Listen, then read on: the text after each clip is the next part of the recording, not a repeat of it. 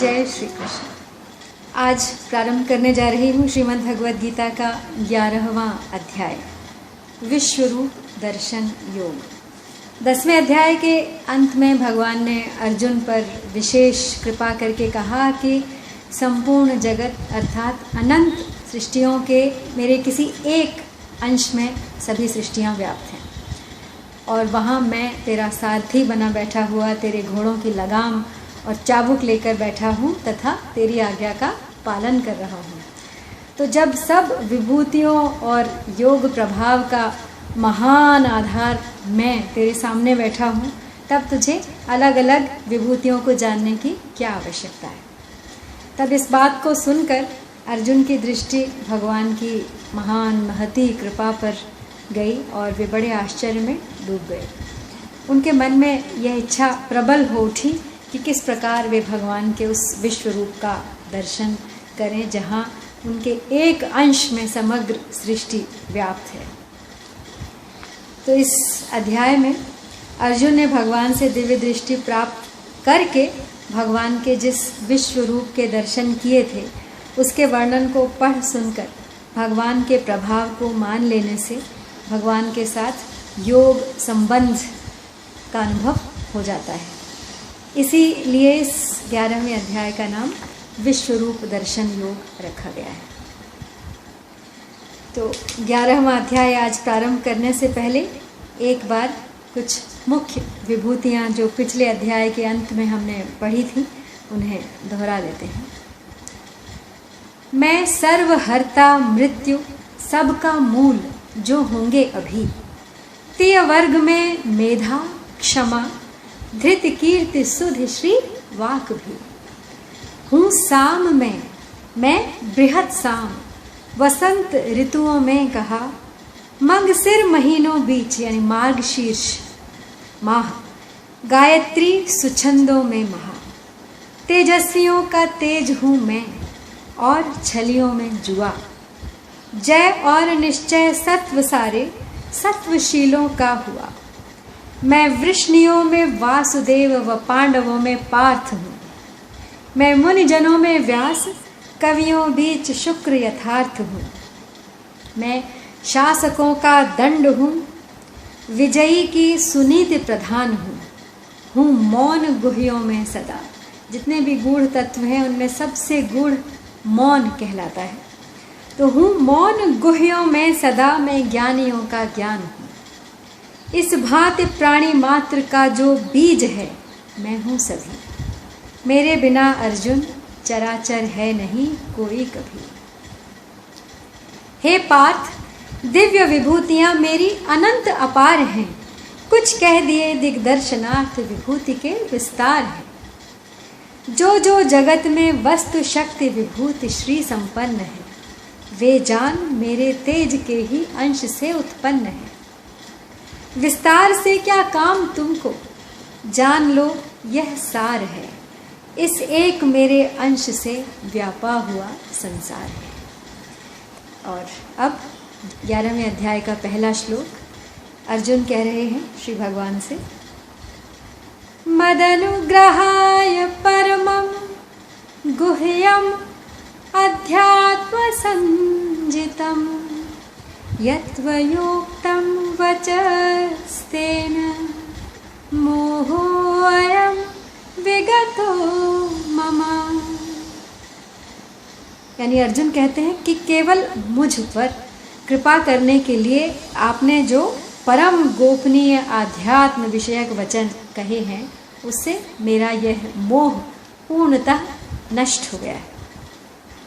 यहाँ पे अर्जुन भगवान की कृपा का अनुभव करके बहुत ही भाव विभोर हो उठे हैं और उन पर इसका बहुत बड़ा प्रभाव पड़ा है, जिससे वे भगवान की स्तुति करने लगे हैं। वे कहते हैं कि मेरा जो मोह है वो आपकी इन दिव्य बातों को सुनकर सर्वथा चला गया है। तो अर्जुन कहते हैं कि आपने जो वचन कहे हैं वे केवल मुझसे ही कहे हैं, मुझ पर कृपा करके कहे हैं, अपनी विद्वता बताने के लिए नहीं कहे हैं। इसमें केवल कृपा के अलावा और कोई हेतु नहीं है। संपूर्ण प्राणियों के आदि अंत मध्य में मैं ही हूँ, मैं ही संपूर्ण प्राणियों का बीज हूँ। ऐश्वर्य, शोभा और बल से युक्त प्रत्येक वस्तु मेरे ही योग के अंश से उत्पन्न हुई है, समझो। मैं अपने एक अंश से संपूर्ण जगत को व्याप्त करके स्थित हूँ। इन वचनों को सुनने से अर्जुन को ऐसा लगा कि उनका मोह नष्ट हो गया, परंतु भगवान ये जानते हैं कि वास्तव में उनका मोह केवल आंशिक रूप से नष्ट हुआ है, पूरा नहीं। तो यहाँ मोह कैसे नष्ट हो गया, इसी को आगे के श्लोक में विस्तार से कह रहे हैं। भवाप्ययौ हि भूतानां श्रुतौ विस्तरशो मया त्वत्तः कमलपत्राक्ष माहात्म्यम् अपि च अव्ययम्। क्योंकि हे कमल नयन, हे श्री कृष्ण, संपूर्ण प्राणियों के उत्पत्ति तथा विनाश मैंने विस्तार पूर्वक आपसे ही सुने हैं और आपका अविनाशी महात्म्य भी सुना है। तो ये कहते हैं कि भगवान, आपने अभी तक भक्ति की जितनी भी बातें कही हैं वे सब की सब परम गोपनीय अध्यात्म उपदेश है, परम ज्ञान है। मोह के रहते हुए मोह का ज्ञान नहीं होता, प्रत्युत मोह के चले जाने पर ही मोह का ज्ञान होता है और ज्ञान होने पर मोह रहता ही नहीं। तो और आपकी इन सब बातों से मुझे एक परम ज्ञान की प्राप्ति हो गई है और मेरा मोह नष्ट हो गया है। वे आगे कहते हैं कि मैंने आपसे प्राणियों की उत्पत्ति और प्रलय का वर्णन विस्तार से सुना। इसका तात्पर्य प्राणियों की उत्पत्ति और विनाश सुनने से नहीं है, प्रत्युत इसका तात्पर्य यह सुनने से है कि सभी प्राणी आपसे ही उत्पन्न होते हैं और आप में ही रहते हैं और आप में ही लीन हो जाते हैं, अर्थात सब कुछ आप ही हैं। आपने बताया कि मेरी विभूति और योग को जो तत्व से जानता है वह अविकम्प भक्ति योग से युक्त हो जाता है। इस प्रकार आपकी विभूति और योग को तत्व से जानने का महात्म्य मैंने भी सुना है और आपने मेरा मोह इससे नष्ट कर दिया है। अब महात्म्य को अव्यय कहने का तात्पर्य है कि भगवान की विभूति और योग को तत्व से जानने पर भगवान में जो भक्ति होती है, प्रेम होता है, भगवान से अभिन्नता होती है, वह सब अव्यय है, यानी जो कभी समाप्त नहीं होता, कभी खर्च नहीं होता, कभी खत्म नहीं होता। कारण कि भगवान अव्यय नित्य हैं, तो उनकी भक्ति प्रेम भी अव्यय ही होगा। अब इस श्लोक में अर्जुन अपनी दृष्टि से मोह नष्ट होने का कारण बता रहे हैं और अब आगे के 2 श्लोकों में अर्जुन विराट रूप के दर्शन के लिए भगवान से प्रार्थना करते हैं। एवं एतद्यथाथ त्वमात्मानं परमेश्वर द्रष्टुमिच्छामि ते रूपम् ऐश्वरं पुरुषोत्तमम्। यानी हे पुरुषोत्तम, आप अपने आप को जैसा कहते हैं यह वास्तव में ऐसा ही है। हे परमेश्वर, आपके ईश्वर संबंधी रूप को मैं देखना चाहता हूँ। तो पुरुषोत्तम यह संबोधन देने का तात्पर्य है कि हे भगवान, मेरी दृष्टि में इस संसार में आपके समान कोई उत्तम श्रेष्ठ नहीं है, अर्थात आप ही सबसे उत्तम व श्रेष्ठ हैं। हे पुरुषोत्तम, आपने मेरे प्रति अपने अलौकिक प्रभाव का, सामर्थ्य का जो कुछ वर्णन किया है वह भी वास्तव में ऐसा ही है। तो अर्जुन कहते हैं कि मैंने आपसे आपका महात्म्य सहित प्रभाव सुन लिया है और इस विषय में मेरे हृदय में दृढ़ विश्वास भी हो गया है।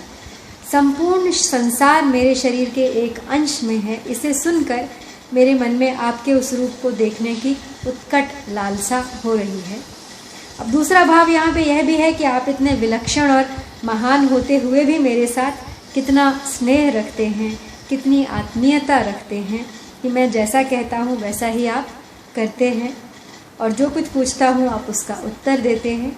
इस कारण आपसे कहने का, पूछने का किंचित मात्र भी संकोच न होने से मेरे मन में आपका वह रूप देखने की बहुत इच्छा हो रही है जिसके एक अंश में संपूर्ण संसार व्याप्त है। तो अगर मेरे द्वारा आपका यह विराट रूप देखा जा सकता है, तो विनती ही कर रहे हैं, तो दिखा दीजिए। तो अर्जुन के इस संकोच को देखकर भगवान बड़ी उदारता पूर्वक कहते हैं कि तू मेरे सैकड़ों हजारों रूपों को आज देख ले।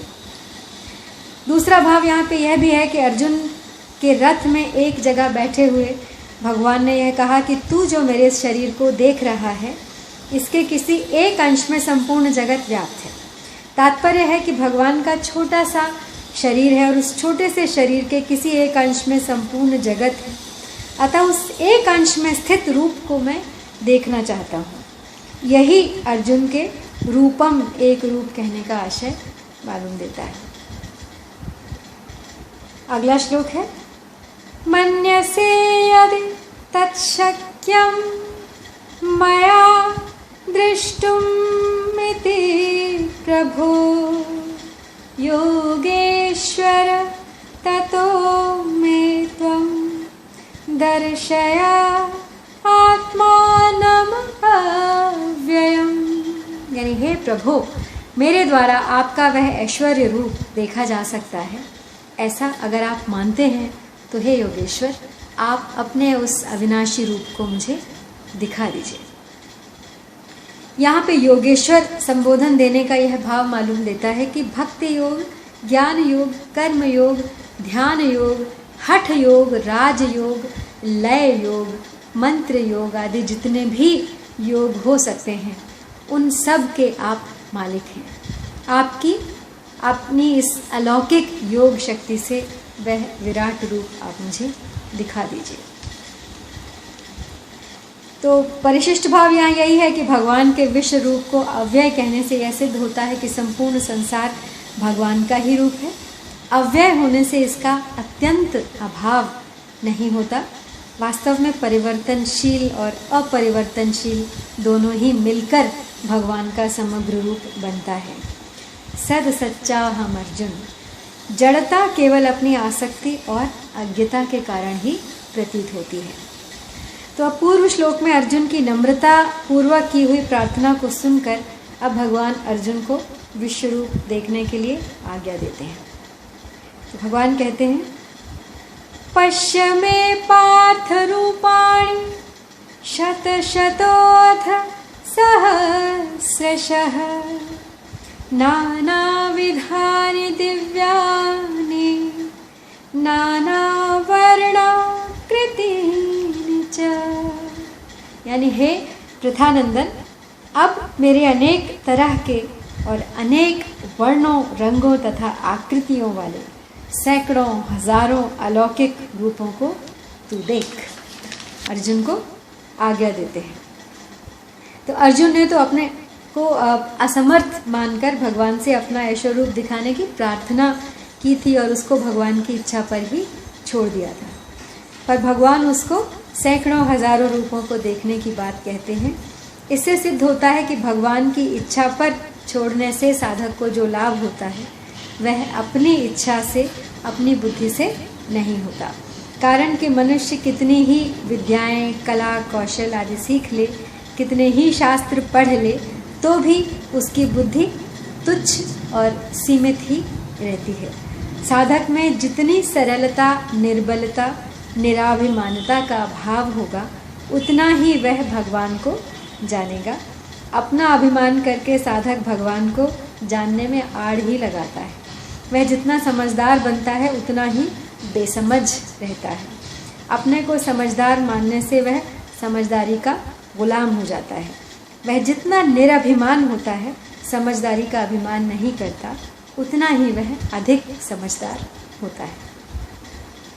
तो अब पूर्व श्लोक में भगवान ने अपने विश्व रूप के तरह तरह के वर्णों और आकृतियों को देखने की बात कही। अब आगे के श्लोक में देवताओं को देखने की बात कहते हैं। पश्य आदित्यान वसून रुद्रान अश्विनौ मरुतस्तथा बहून्यदृष्टपूर्वाणि पश्य आश्चर्याणि भारत। यानी हे भरत वंशोद्भव अर्जुन, 12 आदित्यों को, तो पश्य आदित्यान यानी 12 आदित्यों को, 8 वसुओं को, 11 रुद्रों को और 2 अश्विनी कुमारों को तथा 49 मरुदगणों को तू देख, जिनको तूने पहले कभी नहीं देखा है, और बहुत से आश्चर्यजनक रूपों को भी तू देख। तो यहाँ पे पश्य आदित्यान वसून रुद्रान अश्विनौ मरुतस्तथा, आदित्य के पुत्र धाता, मित्र, अर्यमा, शक्र, वरुण, अंश, भग, विवस्वान, पूषा, सविता, त्वष्टा और विष्णु, ये 12 आदित्य माने गए हैं। धर, ध्रुव, सोम, अहह, अनिल, अनल, प्रत्यूष और प्रभास, ये 8 वसु हैं। हर, ब्रह्मरूप, बहुरूप, त्रयंबक, अपराजित, वृषा, कपि, शंभु, कपर्दी, रैवत, मृगव्याध, शर्व और कपाली, ये 11 रुद्र हैं। अश्विनी कुमार 2 हैं, ये दोनों भाई देवताओं के वैद्य हैं।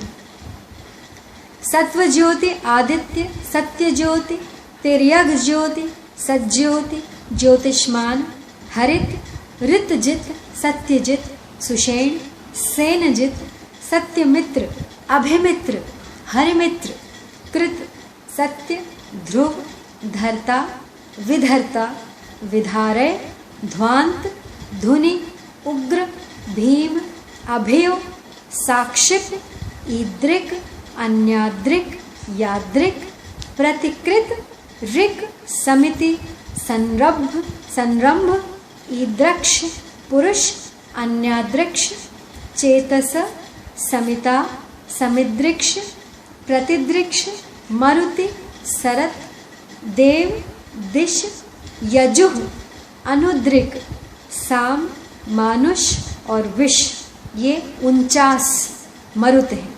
तो हमने 12 आदित्यों के नाम देखे, हमने 11 रुद्रों के नाम देखे, 2 अश्विनी कुमार और 49 मरुत।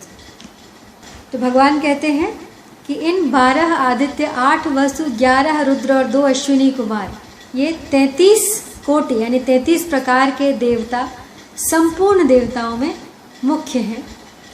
देवताओं में मरुदगणों का नाम भी आता है, पर वे 49 मरुदगण इन 33 प्रकार के देवताओं से अलग माने जाते हैं, क्योंकि वे सभी दैत्यों से देवता बने हैं। इसलिए भगवान ने भी मरुदगणों को अलग बताया है। आदिति और दिति, आदिति के पुत्र देवता और दिति के पुत्र दैत्य।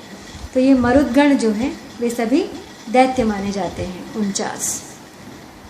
बहून्य दृष्ट पूर्वाणि पश्चाश्चर्याणि भारत, तुमने इन रूपों को पहले कभी आँखों से नहीं देखा है, कानों से नहीं सुना है, मन से चिंतन नहीं किया है, बुद्धि से कल्पना भी नहीं की है। इन रूपों की तरफ तुम्हारी कभी वृत्ति ही नहीं गई है।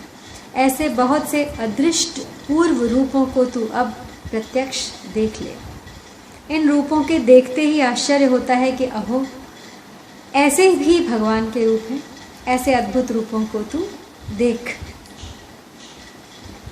अब भगवान द्वारा विश्व रूप देखने की आज्ञा देने पर अर्जुन की यह जिज्ञासा हो उठती है कि मैं इस रूप को कहाँ देखूं। अतः भगवान कहते हैं, इहैकस्थं जगत्कृत्सन्नं पश्याद्य सचराचरं मम देहे गुडाकेश यच्च अन्यद् द्रष्टुमिच्छसि।